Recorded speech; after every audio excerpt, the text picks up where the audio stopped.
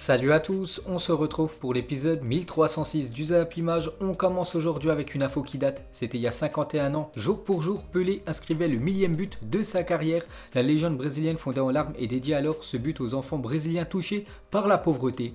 Donc une petite info sur Pelé les gars, il y a 51 ans, jour pour jour, son millième but en carrière. C'est incroyable qu'il ait marqué autant de buts et ses stats officielles d'après les infos sur internet. En tout c'est 1363 matchs, 1281 buts pour l'ancien attaquant de Santos, c'est quand même des stats incroyables. Donc il a fêté ses 80 ans il y a quelques jours. Ensuite on revient en Europe, on va parler d'une bonne nouvelle pour Van Dijk qui récupère bien et pourrait faire son retour sur les terrains plus tôt que prévu. Donc vous savez qu'il est blessé depuis quasiment un mois, Van Dijk, avec un choc avec Pickford, le gardien de Everton. Donc du coup rupture des ligaments croisés, l'une des blessures les plus graves pour un footballeur. Donc il va louper quasiment toute la saison et on peut voir que ça va bien mieux. On les récupère très vite de sa blessure, donc il pourrait revenir très prochainement, Van Dijk. Donc ça c'est une très bonne nouvelle pour lui.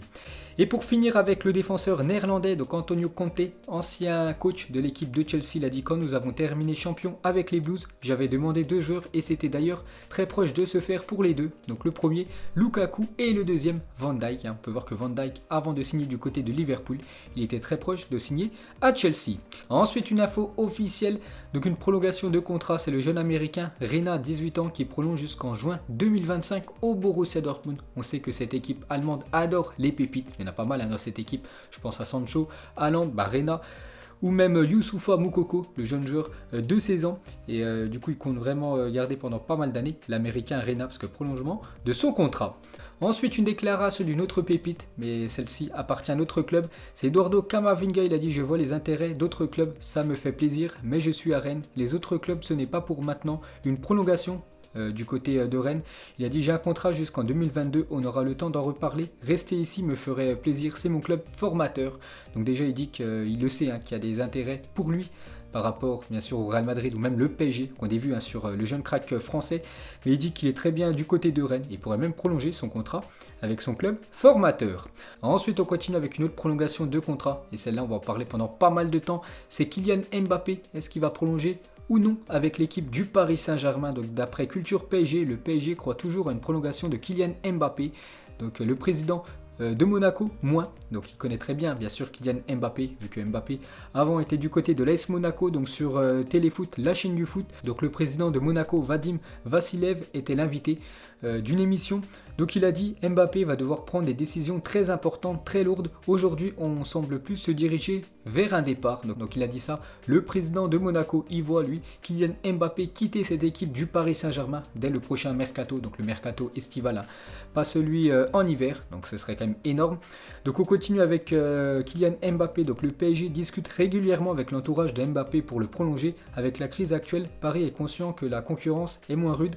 En gros, aujourd'hui, il y a peut-être le Real Madrid et l'Angleterre qui peuvent le faire, glisse un proche du club. Et bien sûr, ça coûte très cher. Et avec la crise qu'il y a eu ces derniers mois, donc les clubs, c'est un peu plus compliqué de sortir beaucoup d'argent, parce que quand même Mbappé, les gars, niveau transfert, c'est plus de 150 millions d'euros, je pense, sur le mercato. Donc il dit, ce proche du club, qu'il n'y a que le Real Madrid ou peut-être quelques équipes anglaises qui peuvent s'offrir le jeune joueur français. Et pour finir avec lui, cette fois-ci une déclaration de Pierre Ménez. Il a dit: financièrement, la prolongation de Sergio Ramos pose problème au Real Madrid, ce même club qui a prévu de dépenser plus de 180 millions d'euros pour Mbappé en 2021. Il va falloir m'expliquer la cohérence, car Mbappé prendra un salaire similaire à celui de Sergio Ramos si ce n'est plus. Donc il ne comprend pas déjà pourquoi le Real Madrid ne prolonge pas Sergio Ramos. Voilà, un joueur cadre bien sûr de cette équipe, alors qu'ils vont quand même poser plus de 180 millions d'euros. Enfin, le Real veut poser cette somme pour Kylian Mbappé l'été prochain. Là, ça les gêne pas du tout de poser autant d'argent. Mais actuellement, ils ne prolongent pas Sergio Ramos, l'ADN de cette équipe madrilène. Ensuite, pour continuer avec Mbappé, donc cette fois-ci une déclaration de Luis Campos. Il a dit: Cristiano et Messi, ils ont terminé de remporter des ballons d'or, et je pense que c'est l'opportunité pour Kylian, très jeune déjà, de prendre vite le chemin du ballon d'or et le rester pendant 5-6 ans. Je pense que ça peut facilement arriver. En gros, il dit que Kylian Mbappé peut remporter les futurs ballons d'or. Il pourrait même en remporter pendant 5 voire 6 ans. Ce serait énorme. Et pour finir avec Mbappé, cette fois-ci une déclaration de Djorkaeff. Il a dit: c'est le rêve absolu en tant que supporter parisien d'espérer voir Kylian Mbappé partir du PSG quand le club aura gagné la Ligue des Champions. Ça on le rêve tous, bien sûr, supporters du PSG, que l'équipe gagne la LDC, et après que les stars comme Mbappé, Neymar, bien sûr, pour avoir un bon de sortie, pour aller ailleurs. Ensuite, cette fois-ci, on va parler de Neymar. Donc, on a parlé de la prolongation de Mbappé. On sait que c'est compliqué. Cette fois-ci, la prolongation de Neymar. Donc, déjà, Neymar se plaît très bien au Paris Saint-Germain. Donc, le clan Neymar et la direction parisienne ont convenu de se rencontrer bientôt pour étudier les conditions d'une éventuelle prolongation de contrat. Donc, Neymar se sent bien dans la capitale française. Donc, j'avais dit, les conditions pour Neymar, c'était de prolonger encore avec le Paris Saint-Germain pendant peut-être 2-3 saisons supplémentaires, mais surtout de toucher le même salaire qu'avant. Donc il touche quand même 37 millions d'euros. Donc il ne veut pas toucher plus, mais il ne veut pas toucher moins, Neymar. Donc on va voir dans les prochains mois ce que va décider le Paris Saint-Germain. N'oubliez pas que Neymar, bon, c'est un joueur exceptionnel. N'oubliez pas une stat quand même plutôt moyenne sur Neymar, qui est souvent blessé. Et voilà, Neymar, depuis qu'il est arrivé au Paris Saint-Germain, il a quand même loupé un match sur 2. Ensuite, pour finir avec le PSG et l'Inter Milan, travaillerait sur un échange Paredes-Eriksen qui ferait la meilleure affaire entre le PSG et l'équipe de l'Inter. Ensuite, on continue avec les infos transferts, donc pistés par le Barça de Ronald Koeman. Wijnaldum est également pisté par le Real Madrid qui pourrait tenter de se l'offrir dès cet hiver. Donc affaire à suivre, n'oubliez pas que le Real Madrid sur l'année 2020 a recruté aucun joueur, enfin surtout pendant le mercato estival. Donc en 2021, le Real Madrid a quand même dépensé pas mal d'argent pour recruter des joueurs et pourquoi pas Wijnaldum. Ensuite cette fois-ci on va parler d'un Marocain, Mazraoui, défenseur droit de l'équipe de l'Ajax, a tapé dans l'œil de l'AS Roma et souhaiterait le recruter dès cet hiver. L'Ajax n'est cependant pas vendeur, en tout cas pas en janvier prochain lors du mercato hivernal, mais ça pourrait se faire l'été prochain, Mazraoui en Italie. Ensuite cette fois-ci Jack Grealish qui fait une belle saison avec l'équipe de Aston Villa, aussi actuellement il est dans la sélection anglaise. Donc Manchester City aurait fait de Jack Grealish une priorité pour renforcer son entrejeu, donc affaire à suivre.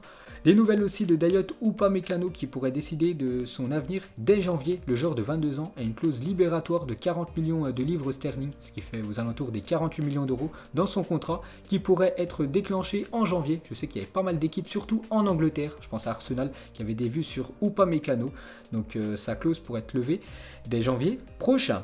Ensuite, des nouvelles de l'attaquant danois Martin Braithwaite, l'attaquant du Barça, donc qui joue très peu du côté du FC Barcelone. Donc West Ham, West Bromwich ou encore Leeds United sont intéressés pour faire signer Braithwaite cet hiver. Le FC Barcelone n'en demande que 15 millions d'euros pour le joueur qui est arrivé en tant que joker du côté du FC Barcelone.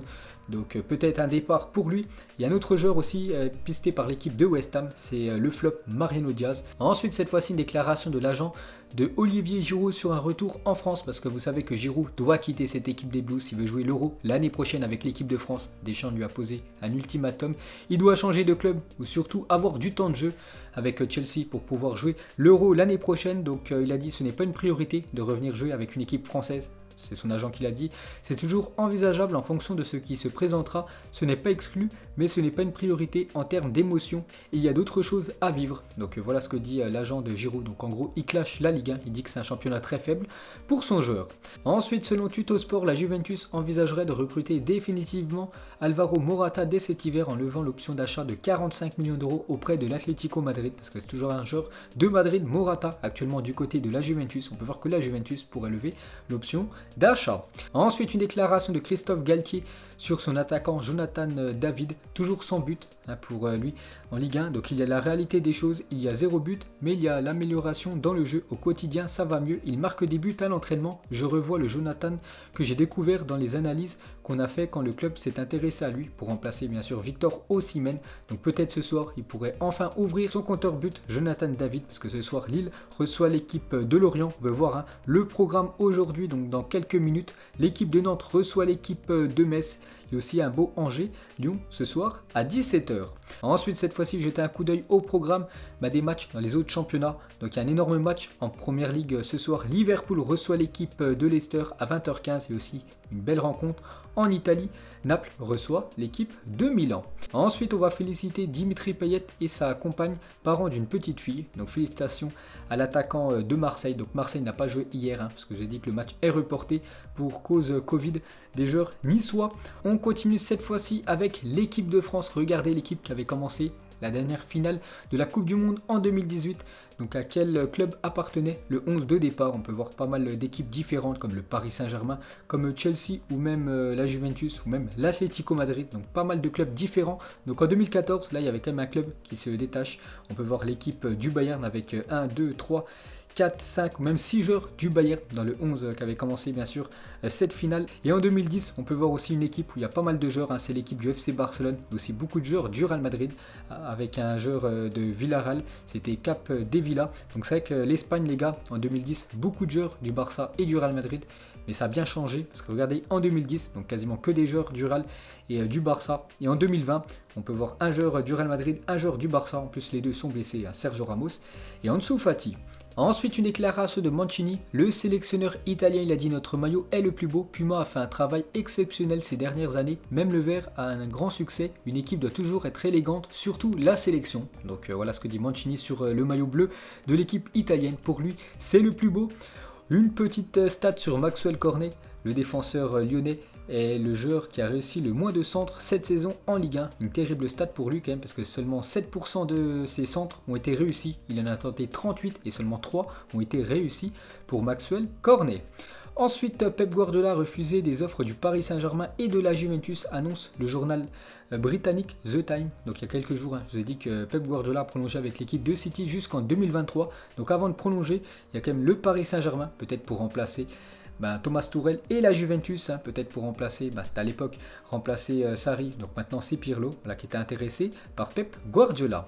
Ensuite, depuis le retour de Zidane en mars 2019, il y a eu 7 trêves internationales et au retour de chacune d'elles, il y a eu au moins un blessé dans les rangs du Real Madrid à chaque fois. Donc là, le dernier, bien sûr, c'est Sergio Ramos qui s'est blessé. Il était forfait hier.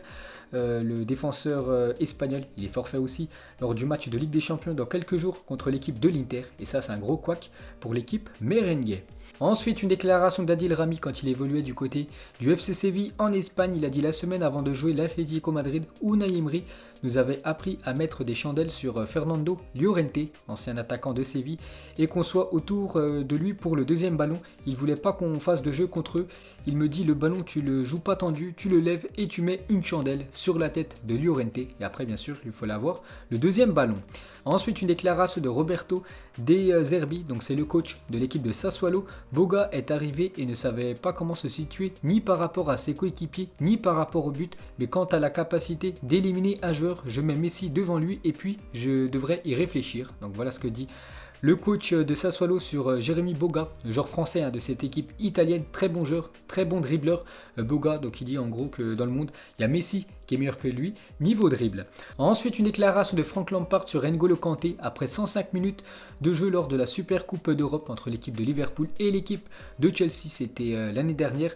N'Golo Kanté m'a dit « Mes jambes sont mortes, mes jambes sont finies ». Puis quelques secondes plus tard, je l'ai vu faire un sprint de 50 mètres pour récupérer le ballon. Donc on le connaît très bien en France. N'Golo Kanté, c'est un joueur tout simplement avec 10 poumons. Il court tout le temps sur le terrain, il est partout. Et voilà, ça avait choqué Frank Lampard. Ensuite, une déclaration de Chris, ancien défenseur brésilien de l'équipe de Lyon. On a joué un jour contre le Real Madrid à l'époque de Robinho.